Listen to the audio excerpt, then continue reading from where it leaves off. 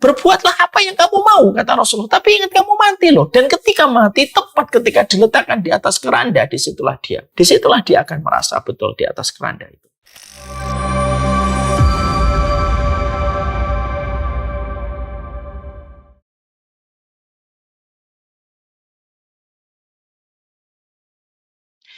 Assalamualaikum warahmatullahi wabarakatuh. Innal hamdalillah wassalatu wassalamu ala Rasulillah wa ala alihi wa sahbihi wa man tabi'ahum bi ihsan ila yaumil qiyamah. Kepada seluruh para penuntut ilmu dimanapun berada, dimanapun kita hari ini menangkap ilmu pada majelis ilmu yang kita selenggarakan pada kesempatan sore kali ini, tentunya kita memohon kepada Allah semoga kita senantiasa dijaga oleh Allah dari segala macam fitnah yang begitu tersebar pada kehidupan hari ini. Kita sangat khawatir dengan fitnah yang dikatakan oleh Rasulullah, saking begitu kuatnya fitnah. Ada orang yang di pagi harinya beriman, sore harinya bisa menjadi kafir. Orang yang sore harinya beriman, maka pagi harinya menjadi kafir. Dan tentunya doa memberikan kepada kita kekuatan, doa memberikan kita perlindungan. Maka selain kita rajin meminta rezeki ketika kita pada zaman fitnah, semoga kita termasuk orang yang begitu rajin untuk berdoa kepada Allah sebagai penuntut ilmu, kita terjauhkan dan kita dihindarkan dari segala macam fitnah sampai kita meninggal dunia. Semoga kita memiliki hati sebagaimana hatinya Umar bin Khattab. Umar bin Khattab merupakan pemilik hati yang sangat khawatir dan sangat ketakutan terhadap fitnah. Dan itulah yang menjadi rahasia. Umar bin Khattab memohon kepada Allah supaya beliau diwafatkan sebelum masa fitnah itu datang mendera pada kehidupan manusia. Makanya akhirnya Umar bin Khattab diwafatkan oleh Allah sebelum terjadi huru-hara fitnah di antara kalangan para sahabat setelah meninggalnya Rasulullah Shallallahu Alaihi Wasallam. Semoga kita hatinya sensitif sebagaimana hatinya Umar bin Khattab dan para sahabat, sebagaimana Hudzaifah ibnul Yaman ketika mereka termasuk tokoh-tokoh di antara para sahabat yang sangat konsen terhadap masalah fitnah dan selalu meminta perlindungan kepada Allah terhadap fitnah itu. Apa yang hari ini kita sangka benar bisa jadi justru menjadi fitnah untuk kita. Dan itulah yang menjadikan kita selalu berdoa, Allahumma inna na'udzubika minal fitani ma dhahara minha wa ma batan.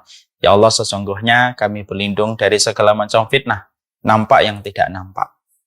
Alhamdulillah, tentunya senantiasa kita bersyukur kepada Allah, dan tentunya syukur itu jauh lebih berat daripada rasa sabar yang kita berikan pada kehidupan. Ada perkataan yang sangat indah dari Syekh Turaifi. Beliau mengatakan di dalam salah satu tulisannya, bahwasanya kesyukuran itu terkadang jauh lebih berat daripada kesabaran.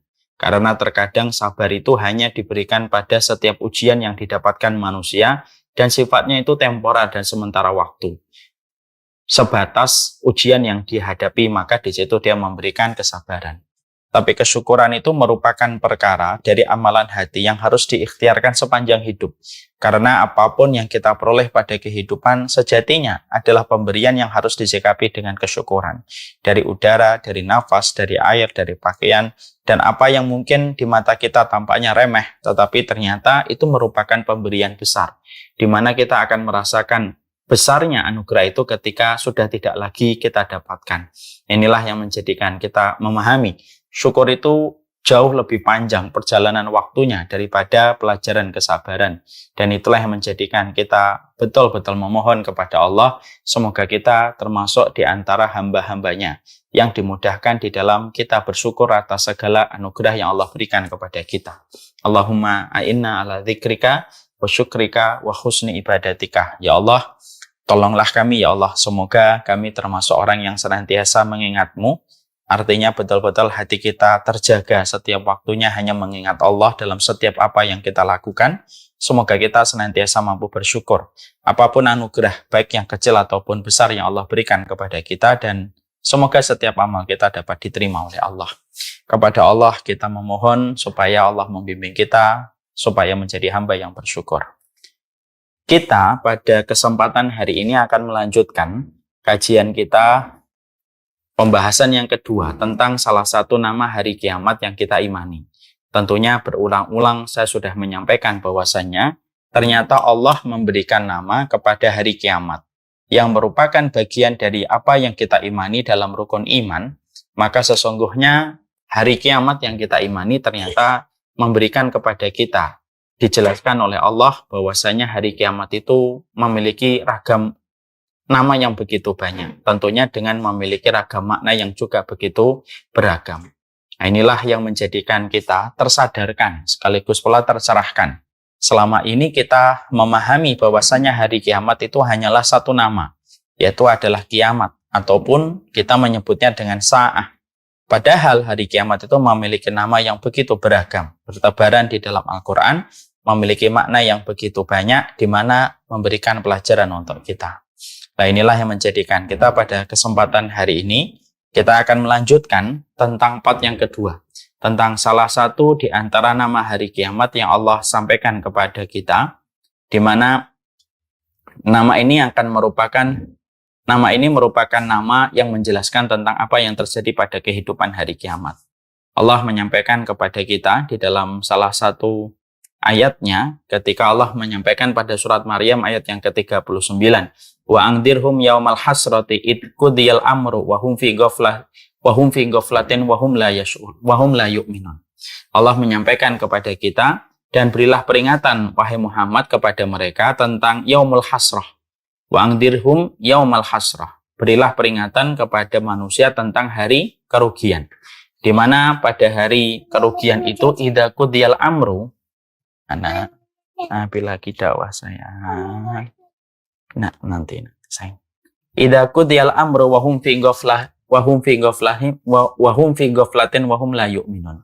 Maka berilah peringatan tentang yaumul hasrah, yaitu adalah hari penyesalan, ketika segala perkara telah diputuskan dan manusia kebanyakan mereka lalai dan mereka tidak pula beriman. Ini menunjukkan kepada kita bahwasanya salah satu nama hari kiamat merupakan sebuah hari, di mana itu merupakan hari Allah menghamparkan penyesalan di dalam kehidupan manusia. Makanya kita juga mendapati apa yang disampaikan oleh Imam Ibnu Katsir. Imam Ibnu Katsir menyampaikan dan menjelaskan kepada kita bahwasanya tidak ada manusia yang mereka nanti berkumpul pada waktu di hari kiamat di padang mahsyar kecuali semua manusia itu mereka menyesal. Semua manusia, dia beriman, tidak beriman, semuanya manusia dalam kondisi mereka menyesal. Tentunya penyesalan ini bagaimana bentuknya? Tentunya bagi mereka yang bermaksiat kepada Allah, mereka menyesal atas kemaksiatan dan dosa yang mereka lakukan. Bagi mereka yang tidak beriman, mereka menyesal ketika mereka hidupnya di dunia, mereka tidak beriman kepada Allah.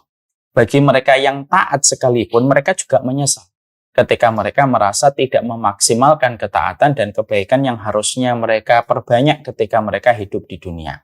Disitulah Imam Ibnu Katsir mengatakan kepada kita, sesungguhnya ketika Allah menyebut hari kiamat dengan yaumul hasrah, sebagaimana pada surat Maryam ayat yang ke-39, berarti penjelasan Imam Ibnu Katsir begitu luar biasa. Beliau mengatakan semua manusia itu menyesal. Yang taat, mereka menyesal karena mereka merasa tidak memaksimalkan ketaatan, walaupun mereka sudah taat. Apalagi yang berdosa, apalagi yang bermaksiat, apalagi yang kufur kepada Allah. Dan itu menunjukkan kepada kita harus bersiap-siap. Kita harus bersiap-siap di antara konsekuensi ketika kita hidup pada zaman, ketika kita hidup pada waktu hari kiamat, kita nanti akan mendapati penyesalan. Yang hari ini sudah rajin melakukan ketaatan, Nabi mau ngajar dulu saya. Ketika hari ini yang sudah rajin melakukan puasa, akan datang satu hari ketika dia merasa menyesal, puasanya belum maksimal. Hari ini yang sudah mengamalkan sunnah, mereka akan menyesal ketika mereka merasa bahwasanya waktunya, ada waktu-waktu yang masih bisa dimaksimalkan untuk melakukan perkara-perkara sunnah. Ada yang tahajud, mereka pun akan menyesal ketika mereka merasa cobalah tahajud saya lebih panjang daripada tahajud yang sudah saya kerjakan. Dan itu menunjukkan kepada kita salah satu fakta yang tidak mungkin kita elakkan pada kehidupan hari kiamat, maka sesungguhnya setiap orang itu akan merasakan penyesalan pada kehidupan hari itu. Maka inilah yang menjadikan kita, karena ini merupakan bagian dari satu penjelasan, yaitu tentang hari kiamat. Ketika setiap manusia itu merasakan penyesalan pada waktu hari kiamat, kita tentunya akan membahas poin-poin apa saja yang bisa menjadikan manusia itu menyesal itu apa saja. Karena mengetahui perkara yang bisa disesali oleh manusia ketika sudah terjadi hari kiamat, menjadikan kita bisa memprepare, menjadikan kita bisa untuk mempersiapkan perkara supaya kita tidak bertambah besar penyesalan kita. Kemarin kita sudah membahas bahwasanya di antara penyesalan manusia itu adalah ketika manusia salah memilih teman dan sahabat ketika di dunia. Dan yang kedua yaitu adalah menyesal ketika mereka hidup di dunia pada kondisi mereka memiliki keluarga. Mereka tidak saling mengingatkan keluarga itu di dalam melaksanakan ketaatan kepada Allah. Ini dua penyesalan yang sudah kita bahas. Sekarang mari kita bahas yang ketiga. Karena disebut oleh Allah Subhanahu wa taala wa angdirhum yaumal hasrah, bahwasanya hari kiamat itu adalah hari penyesalan, maka yang ketiga, salah satu di antara penyesalan besar manusia ketika manusia sudah digelar hari kiamat itu apa? Manusia itu, sebagian besar manusia yang mereka kufur kepada Allah, tidak beriman kepada Allah, mereka betul-betul menyesal ketika mereka menyadari tidak ada yang bisa menyelamatkan mereka ketika di akhirat kecuali adalah status mereka sebagai seorang muslim yang beriman kepada Allah. Makanya Allah menyebutkan pada ayat yang kedua, ya, di dalam surat Al-Hajr, ketika Allah mengatakan di dalam firman-Nya, Rabbama yawaddul ladina kafaru law kanu muslimin. Maka sesungguhnya Allah menyebutkan orang-orang kafir pada waktu hari kiamat yang disebut dengan yaumul hasrah, maka Allah sebutkan Rabbama yawaddul ladina kafaru law kanu muslimin. Mereka itu berkata orang-orang kafir, cobalah dulu kami adalah sebagai seorang muslim. Artinya kami memeluk agama Islam. Inilah yang Allah sebutkan di dalam surat Al-Hasyr ayat yang kedua. Jadi menjelaskan kepada kita bahwasanya ini ada beberapa poin yang kita bisa petik menjadi sebuah pelajaran ketika kita menjelaskan ayat yang kedua pada surat Al-Hajr. Maka pelajaran yang pertama pada surat Al-Hijr ayat yang kedua ini, yaitu adalah yang pertama, disinilah kita paham bahwasanya di dalam kehidupan iman kita kepada Allah bukan hanya diperlukan kebaikan, tapi sesungguhnya ketika kita beriman kepada Allah itu bukan hanya kebaikan, tetapi adalah bagaimana kita mengimani kebenaran dan menjalankan kebenaran. Makanya berulang-ulang di dalam banyak kesempatan dan kajian selalu saya sampaikan. Kita tidak hanya diperintahkan untuk hanya sekedar berbuat baik, tapi kita diperintahkan oleh Allah untuk berbuat kebenaran. Kita tidak hanya diperintahkan oleh Allah, yaitu melakukan kebaikan, tetapi bagaimana kita melakukan kebenaran. Disitulah kita paham. Semua agama itu baik. Tapi agama yang benar hanyalah satu, yaitu adalah Islam. Karena apa? Kalaulah semua agama itu benar, sebagaimana kalangan pluralisme hari ini begitu giat dan getol, mereka mempropagandakan tentang pluralisme bahwasanya semua agama itu adalah baik dan benar, sebagaimana mereka mengambil sebuah referensi, banyak jalan menuju ke Roma, lalu mereka mengatakan bahwasanya semua agama itu adalah benar. Tidak mungkin. Allah menyampaikan surat Al-Hijr ayat yang kedua, di mana perkataan mereka, orang-orang yang menyesal adalah Rubbama yawaddul ladina kafaru law kanu muslimin. Tidak adalah kalau memang semua agama itu benar di sisi Allah, bahwasanya semua agama itu baik dan benar semuanya di hadapan Allah, maka tidak ada perkataan yang Allah sampaikan di dalam ayat yang kedua surat Al-Hijr. Tapi ketika Allah memfirmankan untuk kita, bahwasanya perkataan orang-orang kafir ketika waktu di hari kiamat adalah mereka menyesal ketika mereka tidak memeluk Islam, disitulah kita harus paham. Memang banyak jalan menuju ke Roma, tapi hanya satu jalan menuju kepada Allah dengan agama yang benar dan agama yang baik. Agama yang baik dan yang benar itu hanyalah Islam.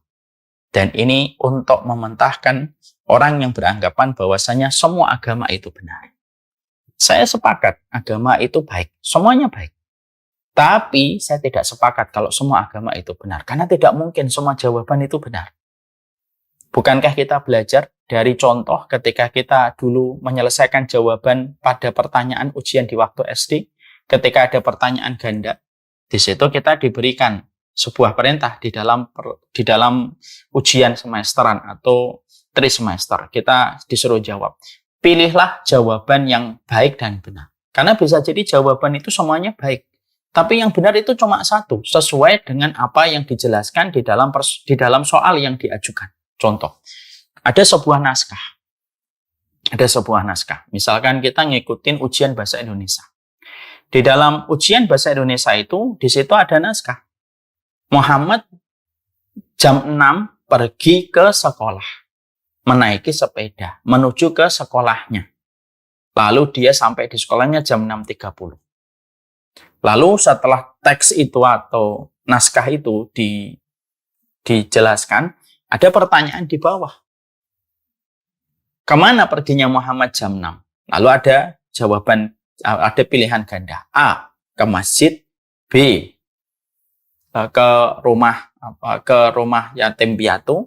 C, ke sekolah. D, ke lapangan. Kalau kita dapetin dari pilihan ganda 4, A, B, C, D, semuanya jawabannya baik. Semua jawabannya baik. Pergi ke masjid, baik. Ke rumah yatim piatu, baik. Ke lapangan, baik. Tapi yang benar hanya satu, yang sesuai dengan naskah yang tadi disampaikan sebelum pertanyaan itu diajukan. Kemana perginya Muhammad jam 6? Ke sekolah. Maka yang benar adalah ke sekolah. Walaupun jawaban yang lain itu baik, tapi tidak benar. Karena yang benar sesuai dengan naskah. Itulah jawaban kita. Tentunya di sinilah kita memahami. Allah itu ingin menegakkan bahwasanya ketika terjadi hari kiamat, Masya Allah, ketika terjadinya hari kiamat, terjadi sebuah penyesalan, dan salah satu di antara poin yang ketiga terjadinya penyesalan, yaitu adalah orang yang hari ini mereka melihat Islam, lalu mereka mengetahui Islam, tetapi mereka tidak memeluk agama Islam, maka kelak pada waktu hari kiamat, merekalah yang paling menyesal. Lalu mereka berkata di dalam neraka, ketika mereka digiring menuju ke neraka, mereka berkata, "Lau kanu muslimin." Cobalah kami dulu seorang muslim. Ya. Jadi inilah yang menjadikan kita paham.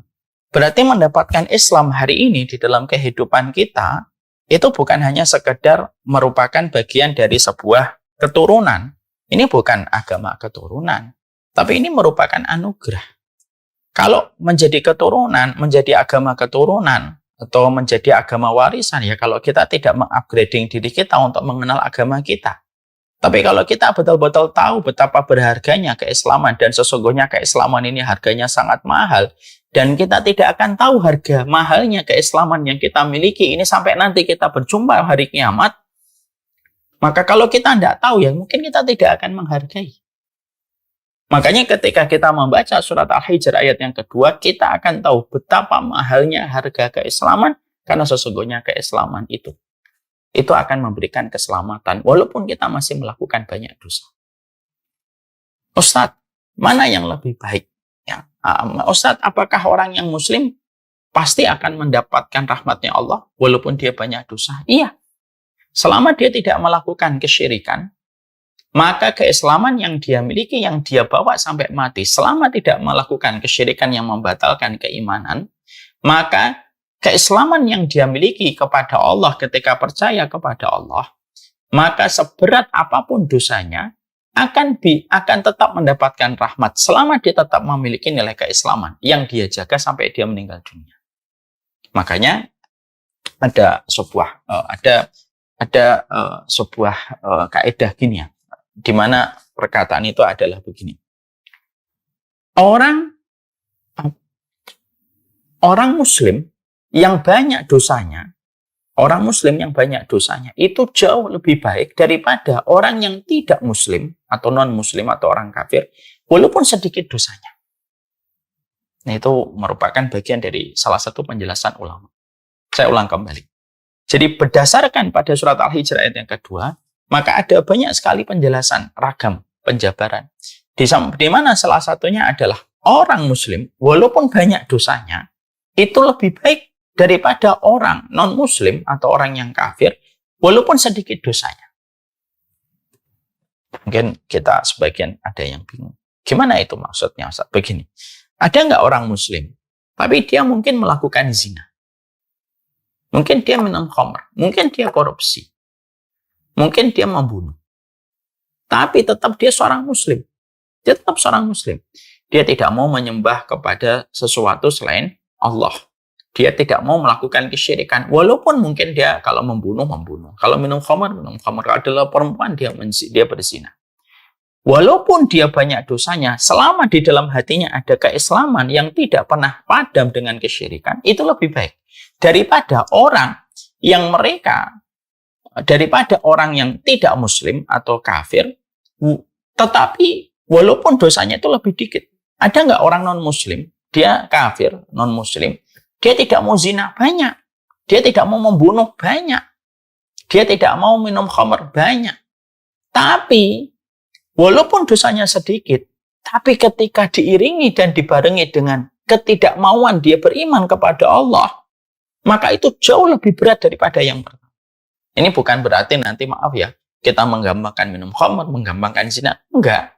Bukan berarti nanti kalau mentang-mentang muslim akhirnya kita menggampangkan, udahlah, saya nggak apa-apa zina, saya nggak apa-apa minum khamr, kan nanti juga masuk surga juga. Ini juga nggak boleh, ini namanya meremehkan tentang adabnya Allah. Tapi kalau dalam satu kondisi, dalam satu penjabaran kaidah adalah, kalau seorang muslim, walaupun dia pezina sekalipun, walaupun dia pembunuh 100 nyawa, tapi selama dia muslim, dia tetap bisa punya harapan mendapatkan rahmatnya Allah. Tapi walaupun dia baik, tapi kalau dia tidak mau mengakui keislaman untuk beriman kepada Allah dan meninggalkan kesyirikan, ya maaf, walaupun dia sedikit dosanya, maka dia tetap kekal di dalam neraka. Mari kita datangkan sebuah pembuktian secara sahih dalam masalah ini. Kita tentunya ingat, Rasulullah SAW menyebutkan kepada kita tentang satu pembunuh 100 nyawa, yaitu pembunuh 100 nyawa.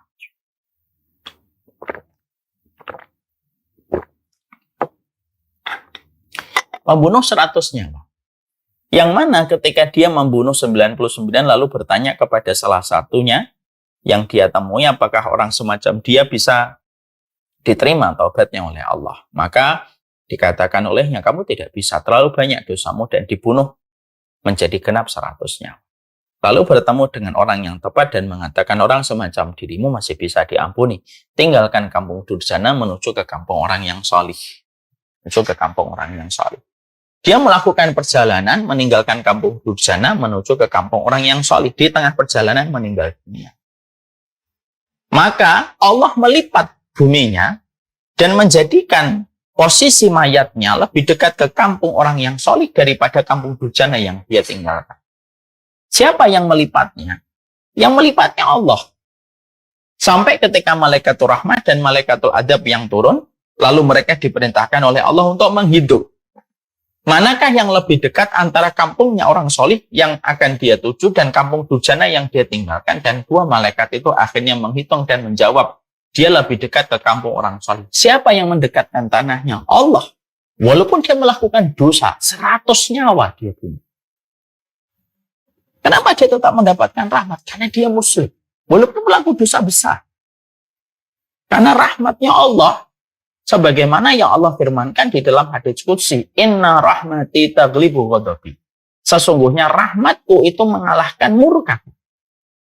Selama mereka itu tetap muslim. Selama mereka tetap muslim.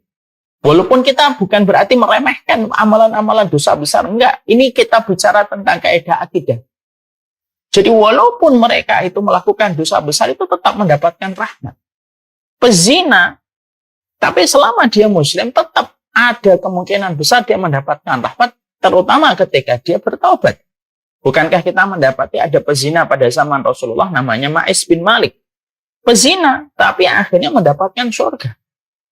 Di situ kita mendapati muslim banyak dosanya, itu tetap ada kemungkinan mereka mendapatkan rahmatnya Allah. Beda dengan orang kafir atau orang musyrik, walaupun dosanya dikit, dia tidak membunuh, dia tidak melakukan zina, tapi dia musyrik ataupun dia kafir, maka itu lebih buruk daripada muslim, tetapi banyak dosanya. Kenapa? Penentangan dan penolakan dia untuk beriman kepada Allah yang menjadikan Allah tidak akan menerima kebaikannya, karena syarat diterimanya kebaikan itu harus, karena syarat diterimanya kebaikan itu adalah dengan harus beriman kepada Allah terlebih dahulu. Kita lihat Abu Thalib. Abu Thalib tidak sejahat hadis yang pertama yang tadi disampaikan oleh Rasulullah.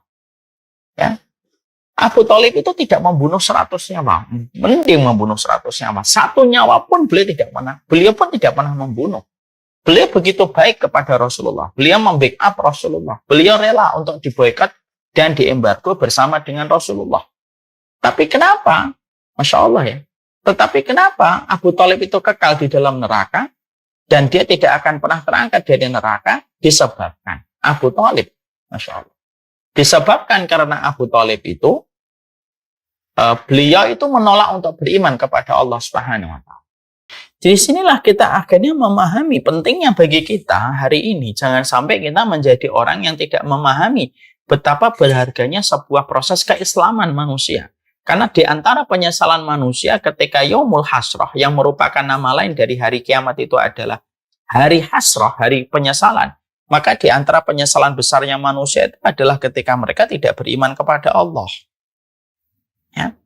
Makanya akhirnya disinilah kita memahami sebagaimana di dalam surat Ali Imran ayat yang ke-85. Wa may yabtaghi ghairal Islam dinan fala yuqbala minhu wa huwa fil akhirati minal khasirin. Makanya jelas di dalam surat Ali Imran 85 Allah menyampaikan siapapun mencari agama selain Islam fala yuqbala minhu wa huwa fil akhirati minal khasirin. Enggak akan Allah terima. Semua agama yang dia bawa itu enggak akan Allah terima.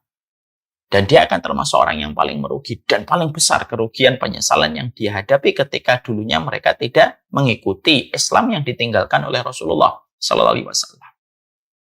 Sekarang bagaimana kita menjawab orang-orang yang tadi mengatakan bahwasanya semua agama sama, terutama ketika kita mendapati mereka memiliki sebuah syubhat bahwasanya semua agama sama itu ada di dalam Al-Quran. Salah satunya di dalam surat Al-Baqarah ayat 62. Innal ladzina amanu wal ladzina hadu wan nasara wasabiina man amana billahi wal yaumil akhir wa amila salihan falahum ajruhum inda rabbihim wala khaufun alaihim wala hum yahzanun. Al-Baqarah 62.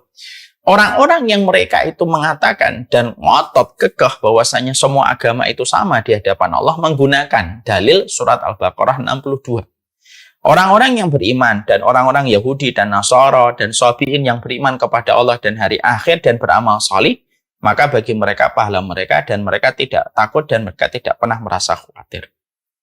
Mereka mengatakan di dalam ayat ini merupakan dalil bahwasanya semua agama itu sama benarnya di hadapan Allah. Nah, ayat ini surat Al-Baqarah 62 para ulama menjelaskan penjabarannya.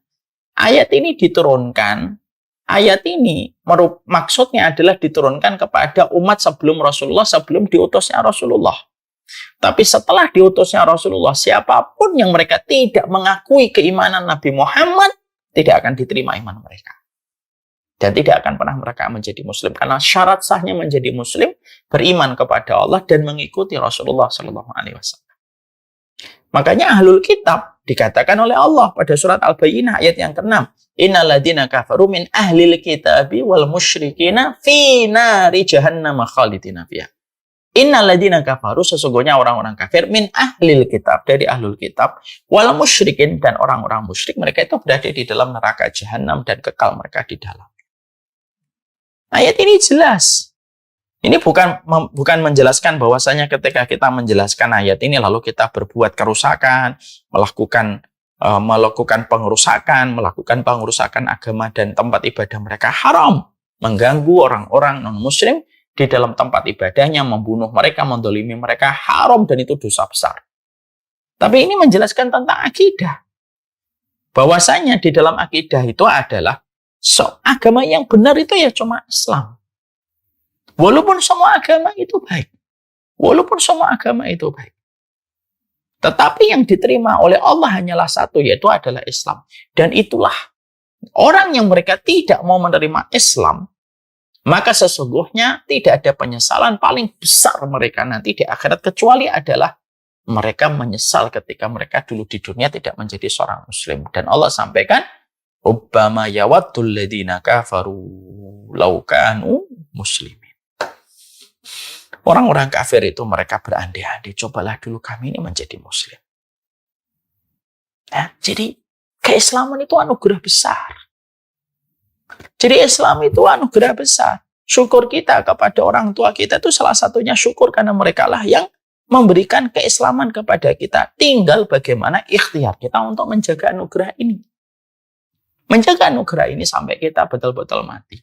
Makanya tidaklah setan tidaklah setan ketika mendapati manusia di ujung kehidupannya ketika sakaratul maut, kecuali setan akan menggoda manusia supaya mereka itu keluar dari Islam, mengikuti agama Yahudi dan Nasara.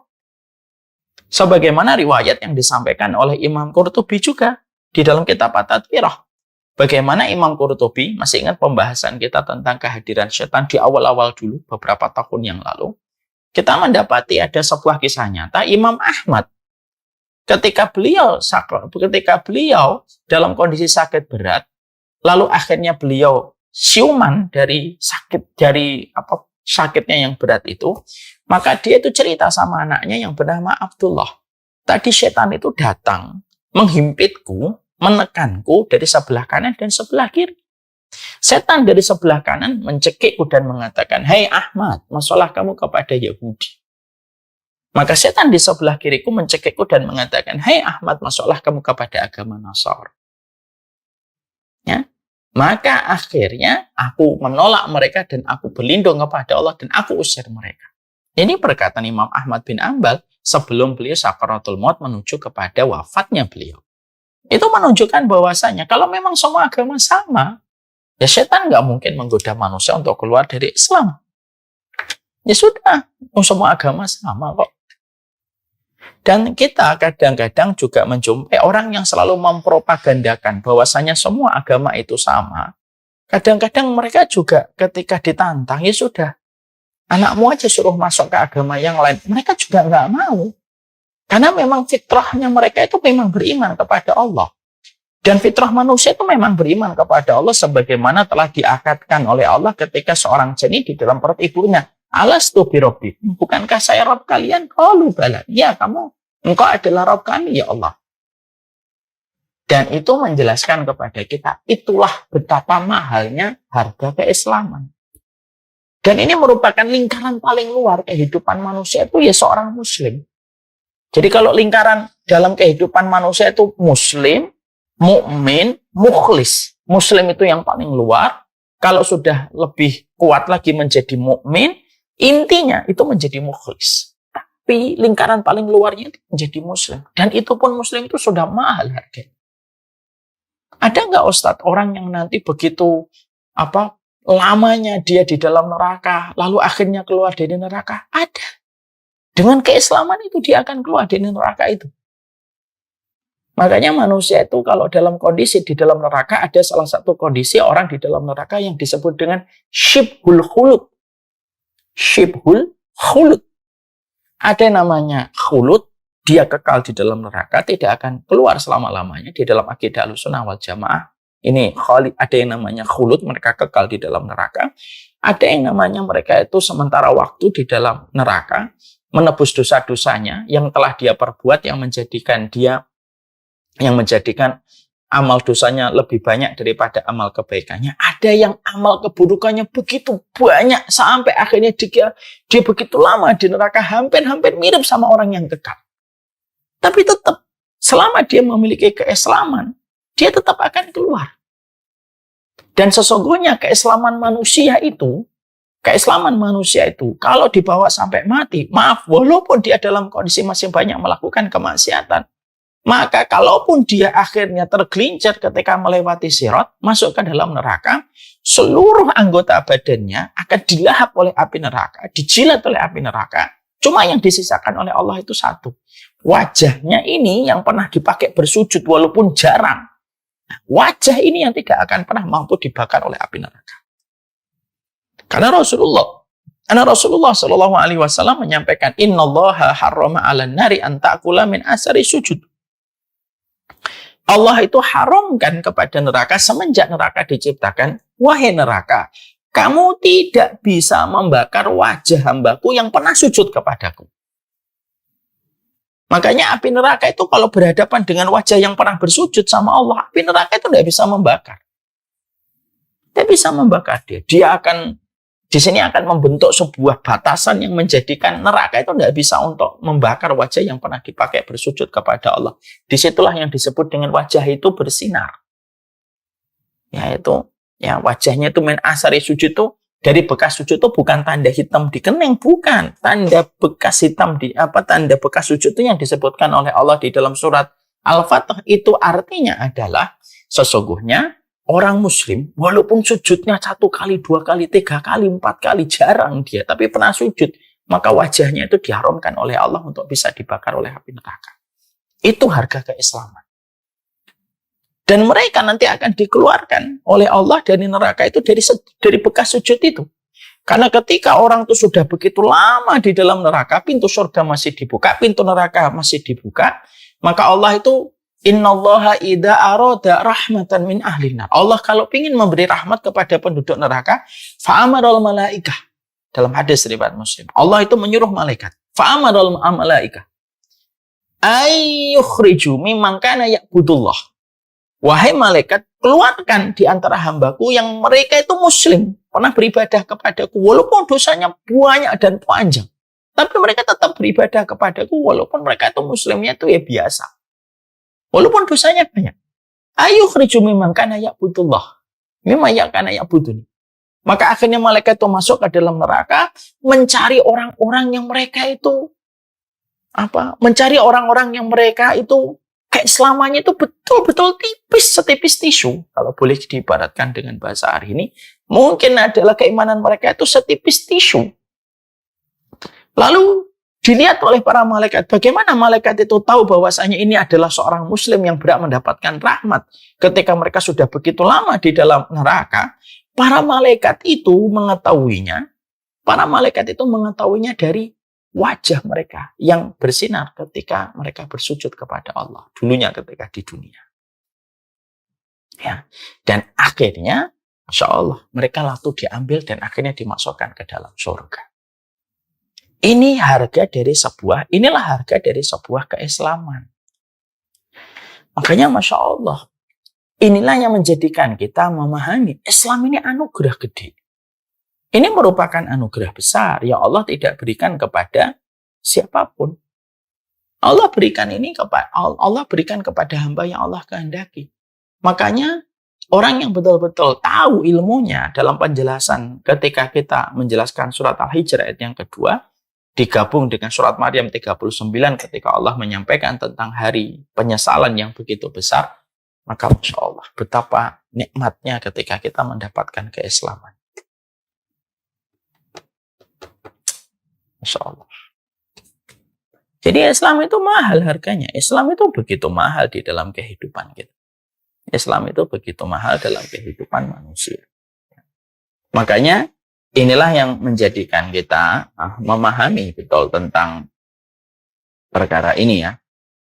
Betapa pentingnya bagi kita untuk mengetahui harga keislaman itu begitu mahal. Makanya jangan sampai kita terkena referensi dan narasi-narasi yang membingungkan kita untuk meragukan tentang keislaman gitu. Udahlah, mau Islam, mau apapun sama kok. Banyak jalan menuju ke Roma. Tidak bisa. Memang banyak jalan menuju ke Roma, tapi jalan menuju kepada Allah itu satu. Dan jangan engkau samakan jalan kepada Allah, engkau samakan dengan jalan menuju ke Roma. Ya. Karena kita tentunya belajar dari Abu Thalib. Kurang apa baiknya Abu Thalib di dalam kebaikan? Abu Thalib itu sangat baik.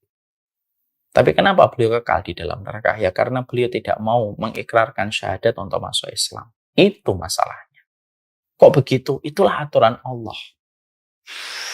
La yus'alu amma yaf'alu wa hum yus'alun. Allah tidak ditanya tentang apa yang Allah lakukan, tapi kitalah yang nanti ditanya oleh Allah. Kita yang nanti akan ditanya oleh Allah. Maka inilah yang menjadikan kita akhirnya memahami poin yang ketiga. Betapa pentingnya bagi kita untuk memahamkan kepada diri kita betapa luar biasanya anugerah keislaman yang ada pada diri kita. Semoga Allah menjaga keislaman pada hati kita dan semoga kita tidak terkena berbagai macam berita, informasi-informasi yang samar-samar. Yang akhirnya justru kita secara tidak sadar akhirnya kita membenarkan sesuatu yang jelas batil di hadapan Allah. Sekali lagi, semua agama itu baik. Tidak ada agama yang menyuruh kita untuk membunuh, tidak ada agama yang menyuruh kita melakukan pengerusakan. Semua agama itu baik.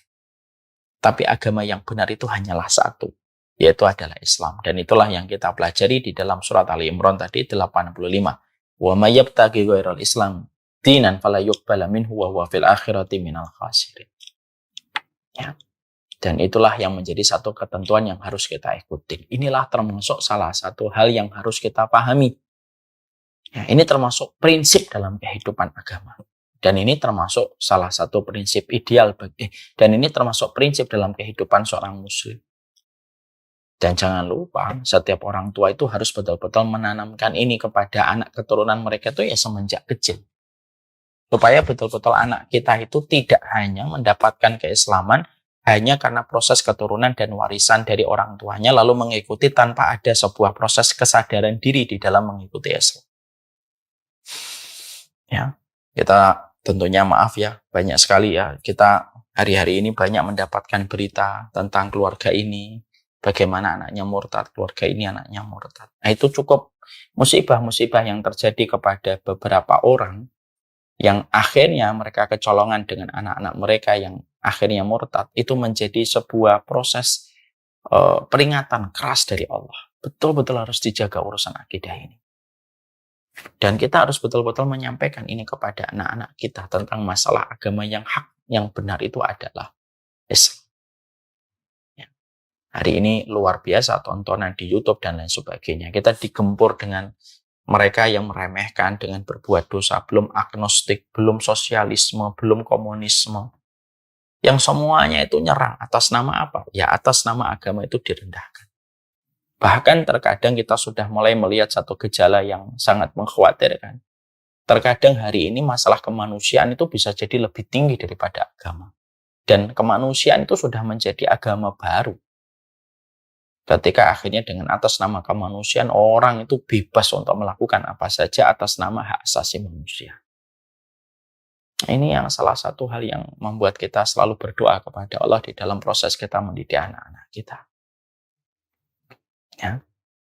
Ingat ya, penyesalan manusia pada waktu yaumal hasrah, yaitu hari kiamat adalah rubbama yawaddul ladzina kafaru law kanu muslimin. Pegang Islam sampai mati. Makanya mintalah kepada Allah supaya kita betul-betul diwafatkan oleh Allah dalam kondisi betul-betul seorang muslim. Makanya ayatnya jelas, ya ayyuhalladzina amanu taqullaha haqqa tuqatih wa la tamutunna illa wa antum muslimun. Ya, ini termasuk salah satu panggilan terindah Allah kan. Kalau Allah sudah memulai satu ayat dengan panggilan ya ayyuhalladzina amanu, berarti betul-betul kata Abdullah bin Mas'ud, dengarkan panggilan itu. Karena sebaik-baik perintah itu perintah yang didahului dengan panggilan orang yang beriman. Dan tidak ada seburuk-buruk perkara kecuali ketika dimulai dengan panggilan ya ayyuhalladzina amanu untuk memperingatkan hambanya yang beriman. Dan salah satunya apa? Wala tamutunna illa wa antum muslimun. Jangan sekali-kali mati. Jangan sekali-kali mati. Jangan sekali-kali mati kecuali sebagai seorang muslim. Itu harga mati dalam kehidupan. Makanya kalau seseorang muslim walaupun dia pelaku dosa besar, kalau sudah meninggal dunia sudah. Kalau dia tetap muslim, maka tidak boleh kita menghujatnya walaupun dosa besar. Kenapa? Bisa jadi dia mendapatkan rahmat dari Allah dari satu perkara yang tidak kita ketahui. Ya. Bukan berarti nanti kita kalau yang meninggal itu non muslim kemudian kita hujat, enggak juga boleh. Menghujat orang mati enggak boleh. Tapi yang penting saya sampaikan dan saya soroti adalah, kalaupun dia muslim, pelaku dosa besar sekalipun, kalau sudah meninggal, sudah. Haknya dia sebagai seorang muslim tetap dijaga. Tidak boleh dicela ketika sudah meninggal dunia. Rasulullah paling tidak suka kalau ada orang meninggal dunia itu dicela. Kenapa? Dia telah menghadap kepada Allah untuk mempertanggungjawabkan apa yang telah dia perbuat. Dan kita tidak usah nambah-nambahin dari perkara yang tidak kita ketahui secara detail dan utuh. Ya, Masya Allah ya. Islam kita itu mahal harganya. Ya, terima kasih kita kepada orang tua kita yang mengajarkan ini kepada kita. Dan tentunya yang paling besar adalah syukur kita kepada Allah. Dan tentunya hutang kita kepada Nabi begitu sangat besar. Kenapa? Nabi lah yang mengajarkan kita tentang agama ini. Yang menjadikan kita paham tentang agama yang paling diridhoi oleh Allah, yaitu adalah Islam. Makanya seluruh ulama sepakat. Hutang kita kepada Nabi Muhammad lebih besar daripada hutang kita kepada ibu dan bapak kita. Jadi hutang kita kepada Rasulullah itu jauh lebih besar daripada hutang kita kepada ibu dan hutang kita kepada ibu adalah yang paling besar itu nyawa. Nyawa. Karena mereka melahirkan kita dengan risiko nyawa. Tapi hutang kita kepada Rasulullah itu apa? Keselamatan di dunia dan keselamatan di akhirat. Dan itu lebih besar daripada urusan nyawa. Ya. Maka inilah yang menjadikan kita akhirnya memahami betul. Memahamkan betul. Poin yang ketiga, yang menjadikan seseorang itu betul-betul dia memiliki rasa penyesalan yang besar, yaitu adalah ketika mereka pada waktu kehidupan di dunia, mereka tidak menjadi muslim. Yang keempat, para ulama lalu menerangkan kepada kita, termasuk di antara penyesalan besar yang dilakukan oleh manusia. Ketika manusia itu pada waktu hari kiamat, yaitu adalah ketika manusia menyadari bahwasanya hidupnya diisi dengan sikap hati yang tidak pernah takut sama Allah. Ya. Jadi sesungguhnya di antara penyesalan besar manusia itu adalah ketika Allah itu menegakkan wa angdirhum yaumal hasrah id qudiyal amr. Bahwasanya di dalam surat Maryam ayat yang ke-39 bahwasanya hari penyesalan itu disebut dengan yaumul hasrah dan hari penyesalan. Salah satu penyesalan besar manusia itu adalah ketika manusia itu sangat menyesal sekali. Bahwasanya ketika dihamparkan hari kiamat itu dia itu baru tahu, ya Allah, saya dulunya ketika di dunia itu tidak pernah takut sama Allah. Lalu akhirnya tidak ada yang dia rasakan ketika dia dikumpulkan di padang mahsyar kecuali adalah stres yang tidak ada ujungnya, depresi yang tidak ada akhirnya, tekanan demi tekanan, pertengkaran demi pertengkaran, sampai penyesalan yang tidak ada ujungnya. Jadi orang-orang yang ketika di dunia mereka merasa tidak pernah takut kepada Allah ketika melabrak semua dosa-dosa yang Allah benci dan Allah murkai pada kehidupan manusia, maka diterjang manusia sampai ketika dia menerjang dosa karena meremehkan Allah ketika pada kehidupan di dunia, maka bukan hanya ketika di akhirat, tepat ketika mati dia menjadi orang yang paling ketakutan. Ini sudah kita sering sampaikan, tapi ini termasuk pembahasan yang juga masuk dalam pembahasan ini. Makanya di dalam satu riwayat dari Abu Sa'id Al-Khudri radhiyallahu anhu, Rasulullah shallallahu alaihi wasallam mengatakan, "Idza wudi'atil janazah fahtamalha ar-rijal ala a'naqihim." Ya. Fa in kanat salihatan qalat qaddimuni. Fa in kanat ghairu salihah faqalat ya laitani. Wa in kanat ghairu salihah qalat li ahliha ya wailaha aina yadhhabuna biha. Ada hadis yang sering saya sampaikan dulu di awal-awal. Orang itu, kalau manusia itu mati, lalu akhirnya dibawa dia di atas keranda menuju kepada area pekuburannya, maka kalau dia adalah orang yang salih, ingkana mu'minah, kalau dia merupakan orang yang salihah, maka dia akan tenang hidupnya dan mengatakan, Qadimuni, segerakan saya untuk berjumpa hari kiamat. Fa'in kanat ghairu salihah, kalau dia bukan orang yang salih,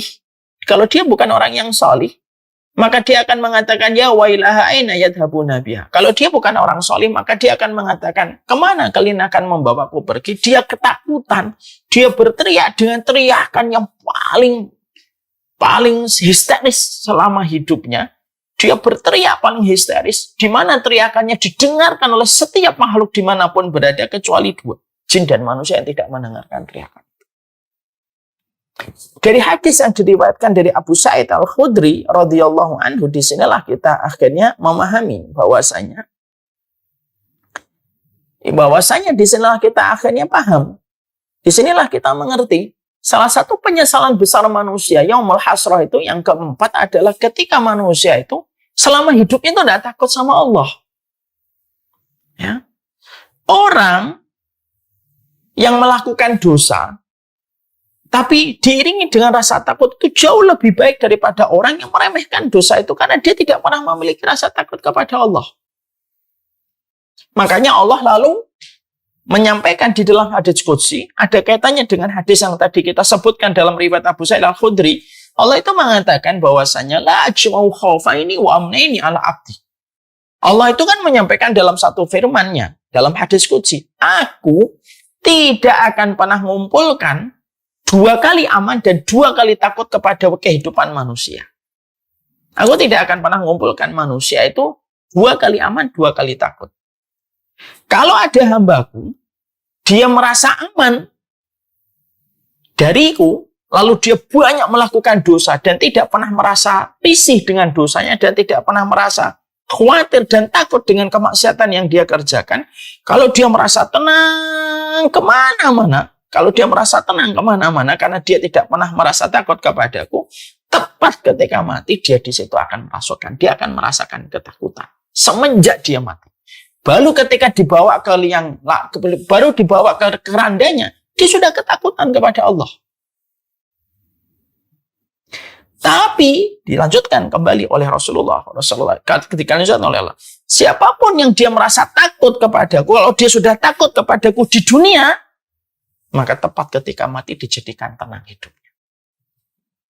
Orang yang takut sama riba, orang yang takut sama dosa, orang yang takut sama barang yang haram, orang yang takut sama sesuatu yang dimurkai oleh Allah, itu kan kadang-kadang secara logika orang yang tidak takut itu kan tidak masuk. Alah kamu itu lebih. Itu bahasanya begitu. Alah kamu itu berlebih-lebihan. Santai aja nggak kayak gitu. Karena orang yang takut itu bisa apa saja. Dia ketakutan sama Allah. Maka orang kalau sudah takut sama Allah, tepat ketika mati Allah menghiburnya, ditenangkan hatinya. Ketika di atas keranda dia tenang. Ketika diajak menuju ke liang kuburnya. Lalu dia mengatakan, Qaddimuni. Segerakan saya supaya aku lekas berjumpa dengan tanah kuburku. Tapi kalau orang itu tidak pernah takut kepada Allah, maka dia ketakutan. Dan akhirnya, tepat ketika dia mati, ketakutan dia. Ketika hidupnya tidak takut sama perkara zina, tidak takut berikhtilat sama perempuan, meremehkan semua dosanya, ketawa di podcast ketawa, ngobrol apa ketawa, semuanya dilakukan ketawa seakan-akan hidupnya nggak punya aturan. Silakan, malu itu. Berbuatlah apa yang kamu mau, kata Rasulullah. Tapi ingat kamu mati loh. Dan ketika mati, tepat ketika diletakkan di atas keranda, disitulah dia akan merasa betul di atas keranda itu. Disitulah dia akan merasa betul-betul dia akan betul-betul merasa ketakutan. Makanya poin yang keempat para ulama itu ngomong, penyesalan manusia itu apa? Ya Allah, coba saya dulu takut ketika di dunia.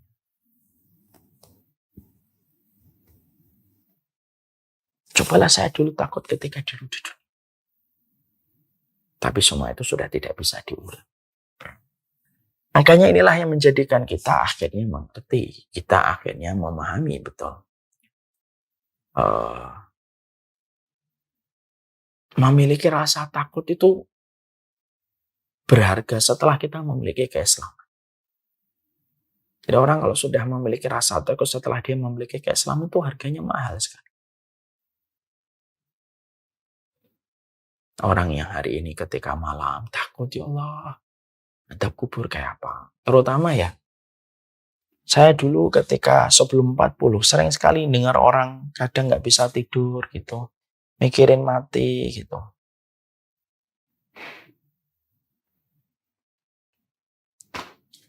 Tapi ketika sudah melewati angka 40 itu ya akhirnya semuanya tergambar gitu. Oh iya ya. Dan rasa takut itu harganya mahal. Rasa takut itu bukan aib. Kalau kita takut sama adab, kita takut sama neraka gitu, itu bukan aib, itu justru anugerah. Takut kepada Allah itu justru semakin menjadikan kita dekat dengan Allah. Karena salah satu penyesalan manusia pada waktu hari kiamat itu apa? Cobalah saya dulu takut sama Allah sebentar aja. Maka tentunya saya di atas keranda, dimasukkan ke kubur, sampai perjalanan terminal-terminal akhirat yang akan dia jumpai dan akan dia datangi menjadikan dia tenang. Allah itu tidak menyuruh kita untuk takut sepanjang hidup. Allah itu tidak menyuruh kita takut sepanjang sepanjang abadi. Allah itu hanya nyuruh kita semenjak kita balik sampai kita meninggal dunia. Takut sama yang haram, takut sama zina, takut sama hal-hal dosa, takut sebentar aja. Dan Allah yang mengganti.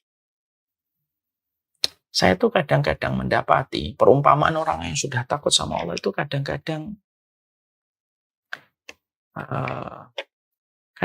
itu iri gitu ya, kalau melihat orang yang sudah memiliki rasa. Saya pernah itu sama tim, pernah baca di satu DM gitu ya. Ustadz, saya pernah membuat KTP, lalu tangan saya tersentuh sama petugas yang mengurusi administrasi pembuatan KTP, tersentuh secara tidak sengaja. Bagaimana cara saya menebus dosa saya? Saya ketika membaca itu tuh Masya Allah ya. Kaget betul. Saya akhirnya kaget betul. Ada orang hanya tersentuh kulitnya secara tidak sengaja. Buat KTP. Tapi ternyata bisa memiliki rasa takut dan sampai mengatakan caranya gimana bertobat dari dosa itu. Itu kalau bukan rasa hati yang takut tuh nggak mungkin dia memiliki rasa kegelisahan.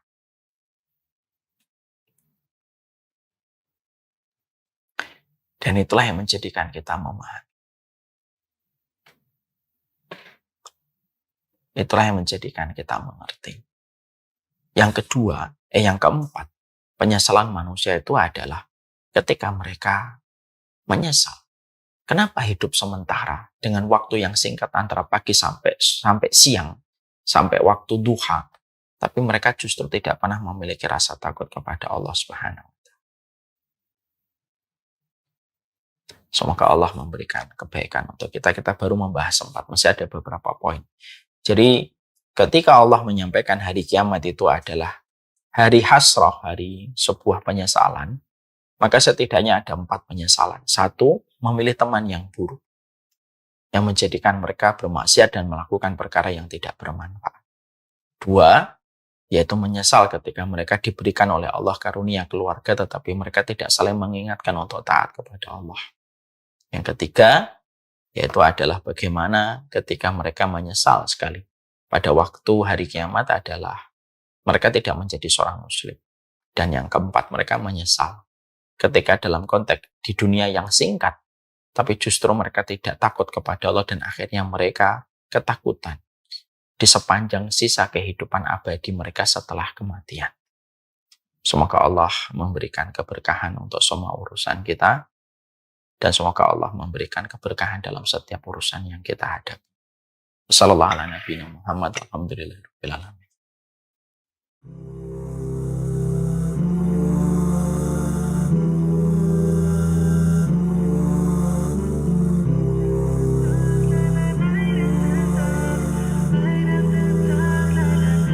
You feel it in your heart, His love for you is unconditional. You knew it from the start, He's the one. This feeling is incredible. Oh yeah, yeah. Here's one thing I want you to know. Turn around, you just have to go. Don't give up, knowing you will grow. Life's a test and He will show you that there is light after dawn. Hey, yeah, that there is light after dawn. Hey, yeah, light after dark, la la, light after dawn.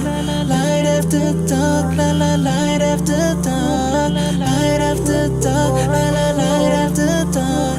Light after dark, la la, light after dawn. Oh, when I make a wish, I know you hear me loud and clearly. Oh, Allah, when I make a wish, I know you hear me loud and clearly. Oh, oh, oh, oh, oh, oh, oh, oh, oh, oh, oh, oh, oh. Light after dark, la la, light after dark. Light after dark, la la, light after dark. Light after dark, la la, light after dark. Light after